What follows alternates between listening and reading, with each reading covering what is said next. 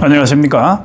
한자의 부세해설과 자음풀이. 지난 시간에 이어서 오늘은 오획, 날생, 쓰령, 밭전, 발소, 병질역 다섯 자를 중심으로 공부하도록 하겠습니다. 먼저 날생.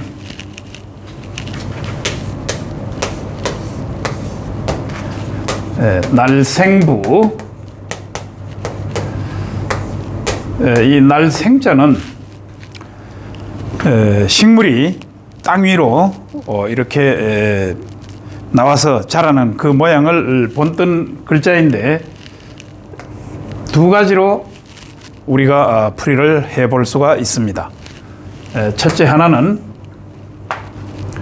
요 위에 부분이 요 부분을 띄워 놓으면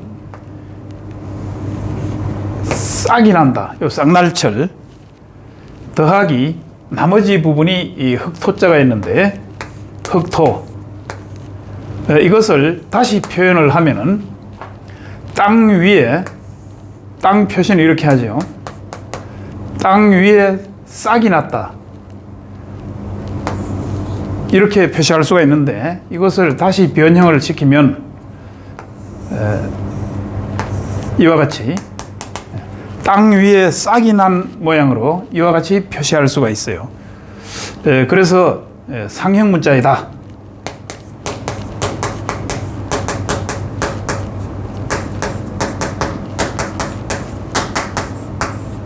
상형 문자이다.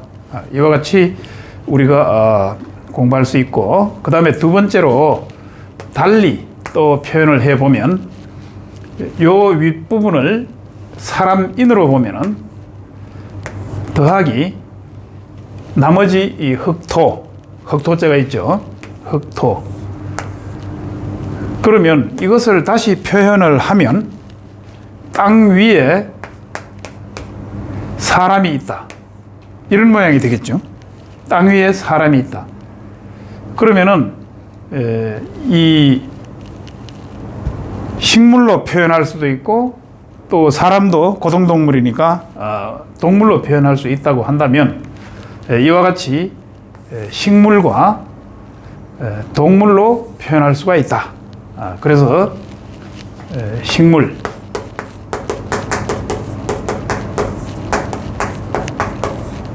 또는 이것은 동물.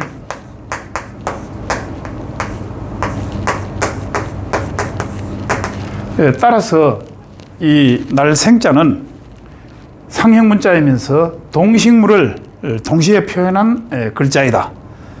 따라서 살아있다고, 동물은 이제 움직이니까, 또 식물은 이제 푸르다. 그렇기 때문에 푸를 생, 또는 싱싱할 생, 또는 움직일 생, 살 생, 이와 같이 이 날생자에는 의미를 그와 같이 여러 가지로 부여할 수가 있다. 이런 것이죠.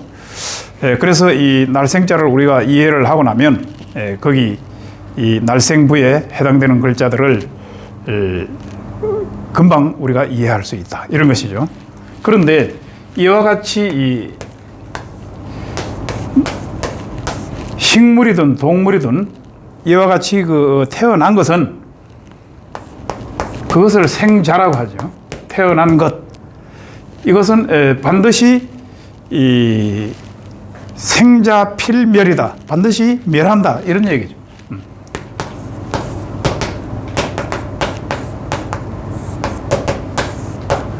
생자필멸이라고 이래 쓰는데,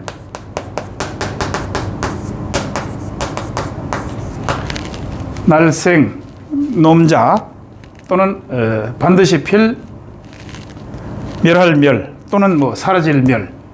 그러니까 태어난 것은 반드시 멸한다. 물론 불교 용어이기도 하고 한데, 이와 같은 것을 우리가 한번 생각해 볼 필요가 있는 것이죠. 여기서는 태어나다 하는 이런 뜻이 있는데, 나서 살아있을 때는 싱싱하고 움직이고 이와 같이 되는데, 결국은 끝에 가면은 이렇게 멸하게 된다, 이런 것이죠. 우리가 날생자를 통해서 이와 같은 것을 한번 생각해 볼 수가 있다. 그래서 살아 있을 때는 생기가 있다. 생기가 있다. 이거 기운 기자니까 생기가 있다. 그 다음에 생과 사가 있다. 이건 죽을 사자니까 생사. 그 다음에 생동감이다. 생동감.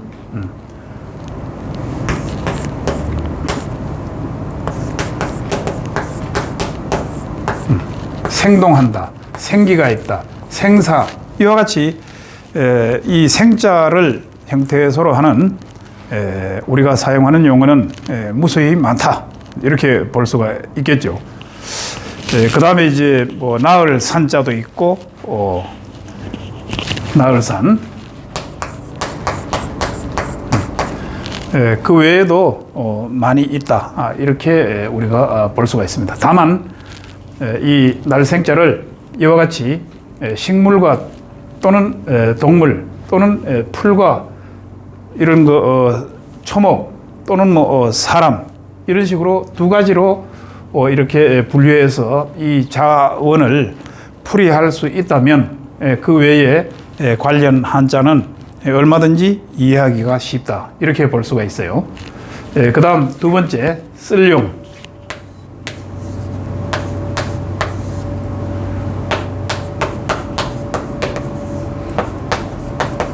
쓸용부. 쓴다고 하는 건 우리가 이제 사용하는 건데, 쓴다고 하는 것도 결과적으로 어떤 이 모양을 가지고 말을 하는 것인데,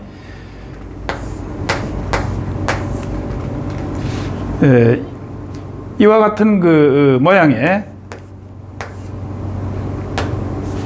점을 본다. 요 글자가 변형이 되면 가운데 중자가 되는데, 그 점을 봐서 이 가운데 중자는 맞을 중이란 뜻이. 맞을 중. 점을, 요거 전복자니까 점을 봐서 맞으면은 그대로 실행한다, 쓴다 이런 거죠. 실행하다 또는 쓰다. 그래서 이게 쓸 용자인데 이와 같은 뜻으로 만들어진 글자이기 때문에 회의 문자에 해당이 된다. 이 쓸 용자는 회의 문자에 해당이 된다.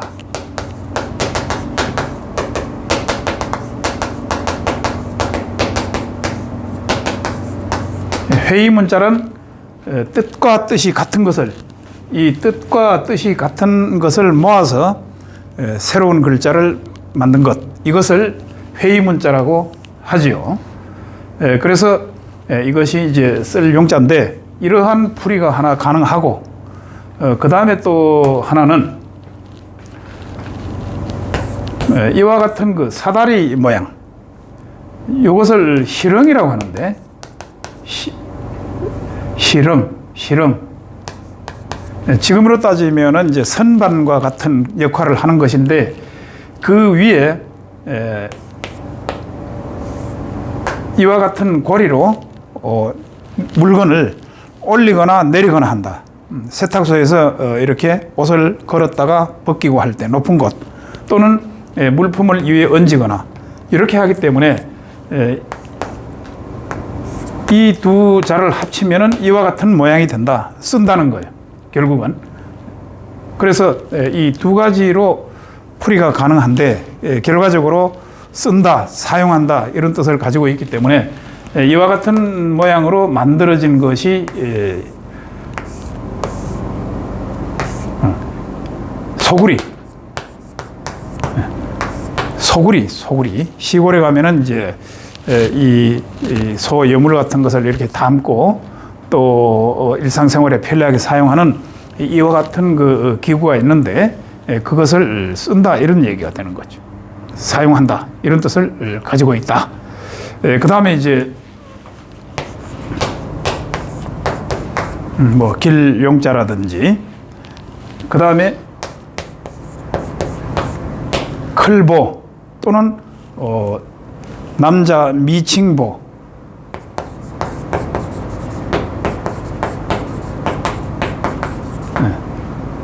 클보, 미칭보. 우리가 뚱보라고 할 때도 이 보자 이것을 쓰는데 이와 같이 만들어 놓은 글자를 갖다가 사용하게 된다. 그 다음에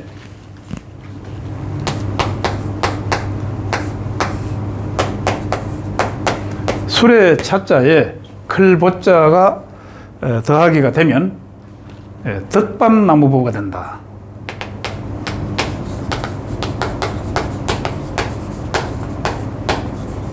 돕는다고 하는 도울보. 물론 이 도울부자를 오디자에다가 이렇게 이 클보자를 써도 도울보가 되는데 결국은 이것은 옷이 해진 것을 이렇게 깁거나 하는 거기 때문에 기울보, 도울보, 덮밥나무보, 그 다음에 도울보라고 하는 뜻은 이러한 의미를 같이 가지고 있다. 덮밥나무라고 하는 것은 뭐냐면은 이와 같은 그 수레에 이 바퀴를 나무로, 옛날에 나무로 만들었기 때문에 요 굴대에다가 이렇게 나무를 덧대줘요. 이렇게 덧대주면 이 하중을 여기서 감소시켜 주기 때문에 이 바퀴에 힘을 이렇게 줄여준다는 것이죠. 그러니까 바퀴가 좀 오래 사용할 수 있다. 이런 거예요. 그래서 돕는다는 뜻이 있다. 이거지. 그래서 덮밥나무보, 도울보 이렇게 되는 거죠. 그 다음에 이제 우리가 뭐 여기 임금이 있다고 하면은 좌보 여기 우필, 도울필. 그 다음에 전승, 후상 이렇게 좌보, 우필, 전승, 후상 이렇게 해서 임금을 돕는다 이렇게 되는 것이죠. 그 중에 이 좌측에 있는 그 정승이 좌보가 된다 이런 것이죠. 이와 같이 이 돕는다고 하는 이런 뜻이 있다. 또 쓴다고 하는 이런 의미를 가지고 있는 글자이다. 그 다음에 요 세 번째 밭전.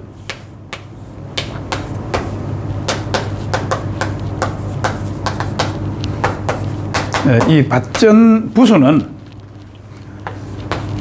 이와 같은 이 공간을 뜻하고 경계 더하기 이 안에 있는 이 동서남북의 길, 지금으로 따지면 농로가 되는 것이죠. 이와 같이 이 공간과 그 농토의 밭에 남북으로 있는 그 길, 농로를 합치면 이와 같이 이 밭전자가 되는데 밭전.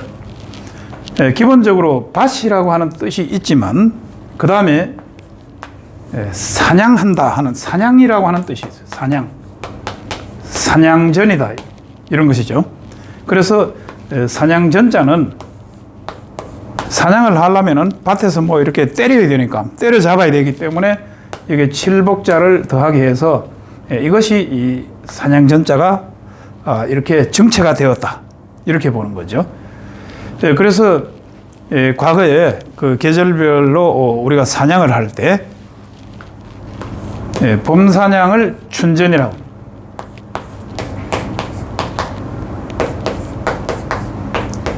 춘전, 그 다음에 여름 사냥을 하묘, 이 쌍묘자죠, 쌍묘. 그 다음에 가을은 추수, 요 사냥수자죠, 가을, 추, 사냥수. 그 다음에 동엽이다, 겨울 사냥엽. 이렇게 하면은 이제 동엽이 되는데 춘전, 하묘, 추수, 동엽이다. 이 사냥도 이 계절별로 이렇게 구분이 되어 있었는데 물론 지금도 마찬가지지만 이 봄, 여름 사냥은 이 번식기고 농사 짓고 해야 되기 때문에 밭이라고 한다면 농사고 또 요 묘자가 쌍묘자니까 번식 기간이기 때문에 사냥을 할 수가 없죠. 지금 현재도 가을하고 겨울에는 일부 그 허가를 해주는데 그런 경우를 이제 수렵이라고 하지. 수렵이라는 용어는 우리가 많이 사용하잖아요. 이와 같이 사냥도 구분해 볼 수 있고 이 사냥이라고 할 때 이 전자가 사냥 전자를 이렇게 쓴다. 그리고 밭에 농기구를 보면은 그것으로 짐승을 잡을 수 있는 지금 현재도 사용하는 농기구들이 뭐 삽, 고갱이, 호미, 낫 이런 것들이 사냥을 할 수 있도록 지금 현재도 장비가 갖춰져 있죠, 사실은. 그리고 이 전이라고 하는 것이 또 전쟁을 하다, 싸우다 하는 뜻도 있는데, 그래서 우리가 전차라고 할 때 이 처음에 밭에서 고대 전쟁은 이 밭에서 이렇게 지금으로 따지면 기마전 하듯이 이렇게 전쟁을 했어요. 그렇기 때문에 싸우다 하는 이런 뜻도 있다, 이런 것이에요. 그 다음에 이 밭전부에 대표적인 글자가 뭐가 있냐면은 사내남자가 있어요. 사내남. 이 사내남자는 보통 우리가 생각할 때 부수를 찾을 때 남자가 힘이 좀 아무래도 여성보다는 좀 더 세니까 힘력자 부인 걸로 보통 생각을 하는데 그것이 아니고 밭전자이다, 이런 거예요. 그래서 남자는 밭에 가서 일하는 사람이다. 그 외부에 가서 이제 일해서 돈 벌어오는 사람이다. 여기서 나온 거죠. 또 사냥하고 전쟁하고 이런 건 남자들이 주로 한단 말이죠. 그러니까 밭전자하고 또 바깥 양반, 바깥 어른 이렇게 얘기하는 거예요. 그 다음에 이 아내는 또 집에 있기 때문에 이 움집 면자에 계집 여자가 들어가지요. 그래서 이 사내남자는 부수찾기에서 밭전자 부에 해당이 된다. 이런 것이 우리가 혼동하기 쉬운 그런 분야이다, 이런 것이죠. 그 다음에 여기에 발소.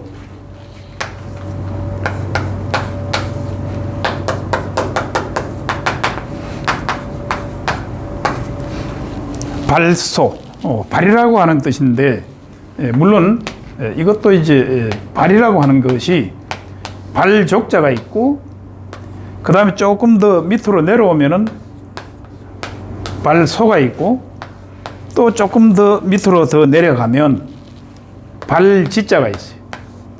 요거는 이제 발지 또는 발바닥지.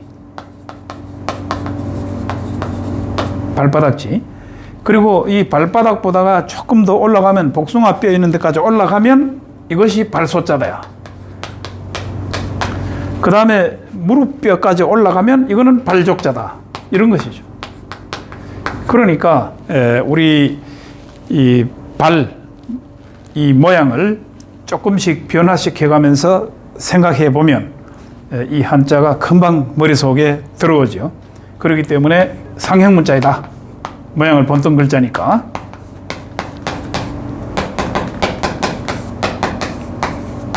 상형문자이다, 이렇게 되는 거죠. 그래서 여기 그 발에 관련된 한자가 그렇게 많지는 않은데 성길 소자가 있어요. 이 발소자에다가 이렇게 하면 이게 성길 소자가 되는데, 성기다고 하는 건 이제 듬성듬성하다 이런 뜻인데, 성길소. 여기에 발소자 부에 해당되는 글자이다, 이런 것이죠. 그리고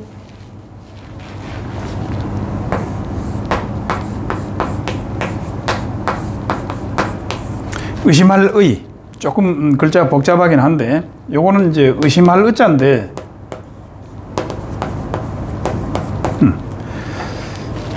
요것은 숨는다는 뜻이고, 요 밑에 있는 건 화살을 시자예요. 우리가 활을 쏘면 그것이 이제 어디에 맞을지 이런 것이 부정확하지, 사실은. 그 다음에 요거는 구결자고 요거 발소자인데 요 합치면은 의심할 의자다. 그래서 우리가 의문이 생긴다고 할 때 사용하는 글자가 의심할 의자다. 그래서 우리가 의심되는 일은 질증하지 마라. 그래서 의사무질, 의사무질 직이물류라고 하는 말이 있는데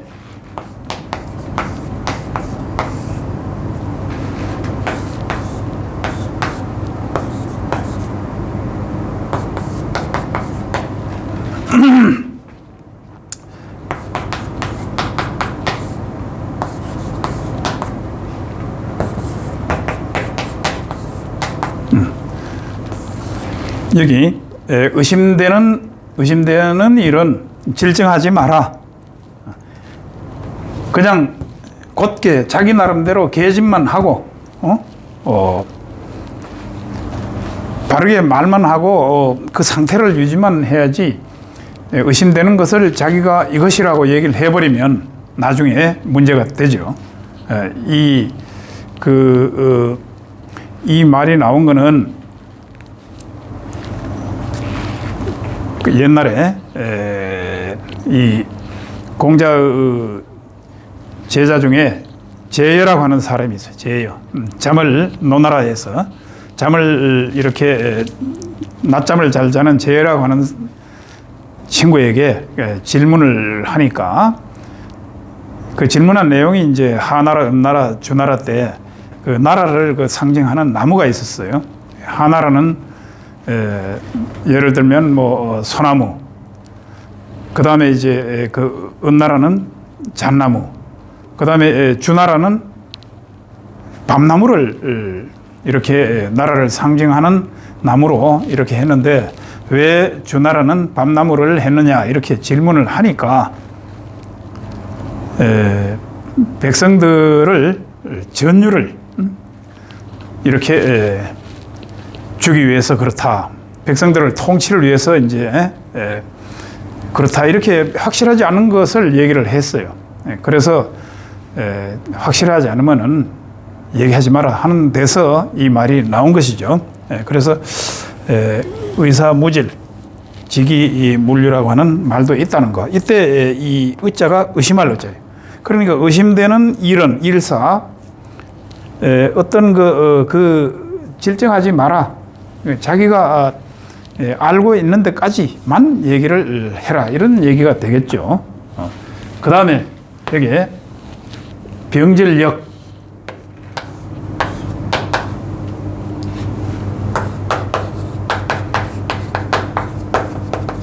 병역이라고 하고 또는 뭐 병질역이라고도 하고 하는데 역시 이것도 두 가지로 이제 풀이가 가능해요. 하나는 이 자원을 풀이해 보면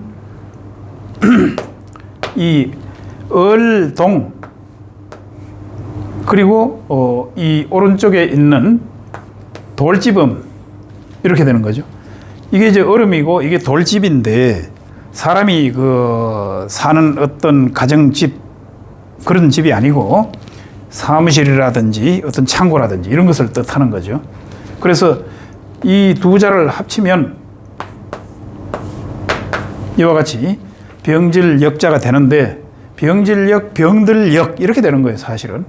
그래서 이 사람이 사는 집이 아닌 창고 같은데 잠을 자고 나면 감기 걸린다 이런 얘기죠. 이게 얼음이니까. 이런 풀이가 하나 있고 그 다음에 하나는 그 병질역 글자 자체가 병상을 뜻해. 병상. 이와 같이 이렇게 우리가 병원에 가보면은 환자가 누워있는 침대 있죠.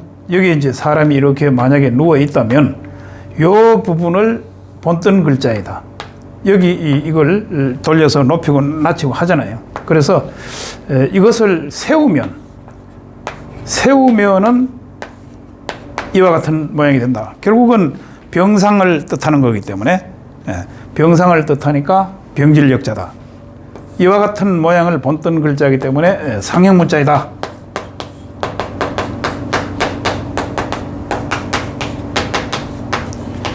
그래서 요 병질 역자가 들어가면 전부 뭐 아프거나 병들거나 거기에 해당되는 글자죠. 예를 들면은 병질,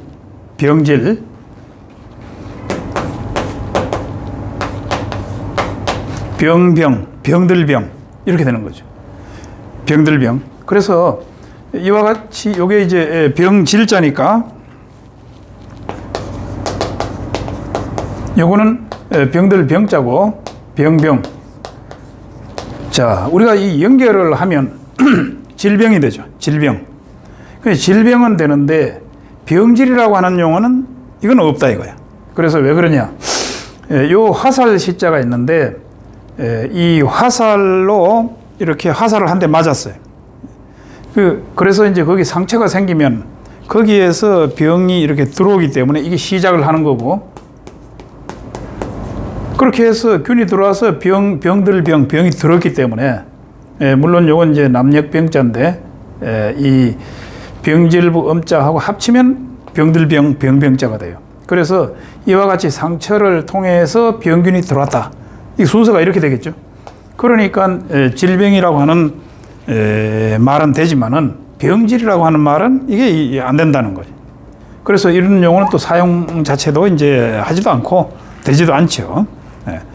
이와 같이 이 병역자가 들어가면 모든 한자가 아프거나 병들었다고 이렇게 우리가 생각할 수가 있다. 뭐 그 외에도 여기에 쉽게 이게 비수비자가 들어가면 비듬비자가 돼요. 그 다음에